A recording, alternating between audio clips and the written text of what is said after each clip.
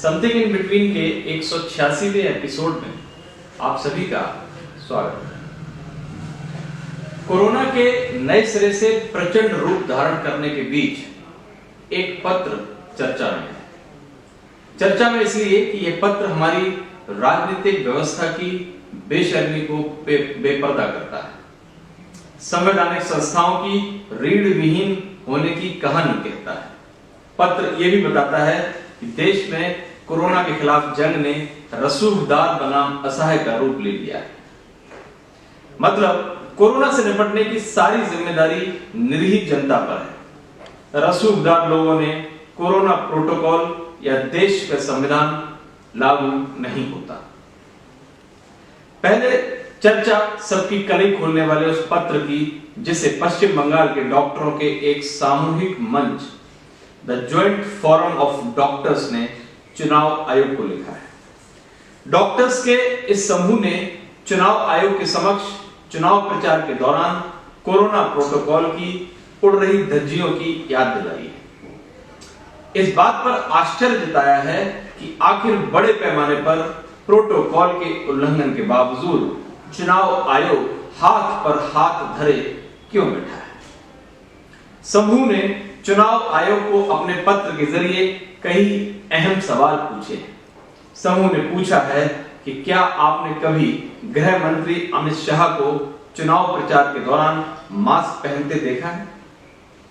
अगर देश के प्रधानमंत्री, गृह मंत्री और राज्य के मुख्यमंत्री ही कोरोना प्रोटोकॉल का उल्लंघन करेंगे तो हम क्या कर सकते हैं? सवाल जायज है। जब नियम बनाने वाले ही नियम तोड़ने पर आमदा हो जाएं, तो डॉक्टर क्या कर सकते हैं? हाँ, चुनावी राज्यों में चुनाव आयोग जरूर कोरोना प्रोटोकॉल का पालन करवा सकता है।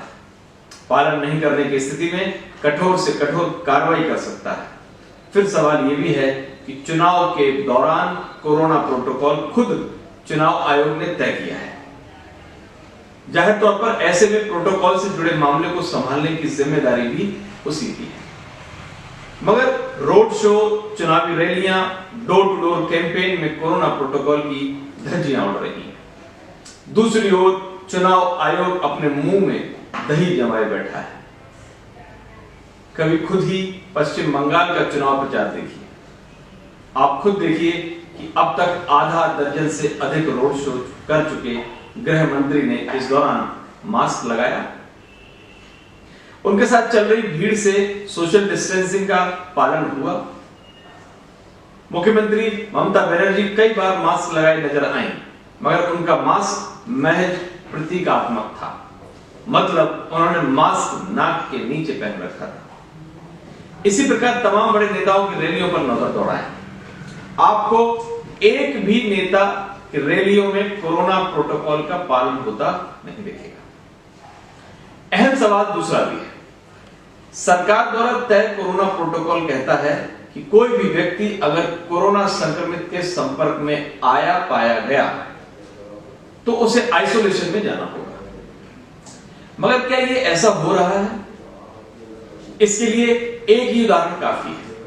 6 अप्रैल को भाजपा के स्थापना दिवस पर आयोजित कार्यक्रम में उत्तर प्रदेश के मुख्यमंत्री योगी आदित्यनाथ, प्रदेश अध्यक्ष स्वतंत्र देव और सभी वरिष्ठ मंत्री एक मंच पर थे। इस मंच पर राज्य के संगठन मंत्री सुनील बंसल भी थे। 7 अप्रैल को बंसल की रिपोर्ट कोरोना पॉजिटिव आई। कोरोना प्रोटोकॉल के मुताबिक मुख्यमंत्री योगी समेत सभी मंत्रियों को आइसोलेशन में होना चाहिए था। अपनी अपनी कोरोना जांच करानी चाहिए थी। मगर इसके उलट योगी ने बुधवार और गुरुवार को पश्चिम बंगाल में धुआंधार चुनाव प्रचार किया। उनकी रैलियों में और रोड शो में हजारों लोगों ने शिरकत की। इससे भी एक कदम आगे बढ़कर असम के वरिष्ठ मंत्री हेमंत बिश्व शर्मा ने मास्क को गैर जरूरी बताया। उन्होंने कहा कि असम में कोरोना खत्म हो गया है। इतना ही नहीं, उन्होंने मास्क को कोरोना मामले में असम को बदनाम करने का षड्यंत्र करार दिया। वहीं एक राज्य में पुलिस ने एक नाबालिग बच्चे को सिर्फ इसलिए धूम दिया कि उसने मास्क नहीं पहना था। सवाल है कि अगर विश्व शर्मा सही हैं तो बिना मास्क के बाहर निकले बच्चे की पिटाई क्यों? और अगर विश्व शर्मा गलत है तो उनके खिलाफ मामूली कार्रवाई भी क्यों नहीं? ऐसा नहीं है कि यह इकलौता उदाहरण है। देश के कर्णधारों द्वारा कोरोना प्रोटोकॉल के मजाक बनाने के सैकड़ों उदाहरण हैं। सवाल है कि चुनाव आयोग ने इनके खिलाफ कार्रवाई क्यों नहीं की?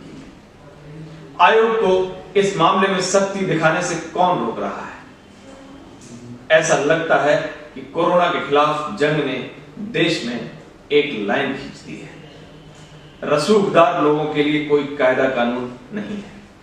जब आम लोगों के मत्थे कोरोना से निपटने की सारी जिम्मेदारी डाल दी गई है। अदालत कहती है कि एक व्यक्ति अगर अकेला भी कार में जा रहा है तो उसे मास्क लगाना होगा। वही अदालत ये नहीं देख पाती कि चुनावी राज्यों में देश के कर्णधार मास्क और कोरोना प्रोटोकॉल को बेमतलब साबित करने में जुटे हैं।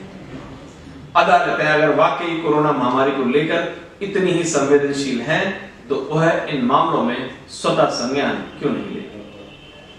उसे चुनाव आयोग और सरकार से जवाब तलब करने से किसने रोका है?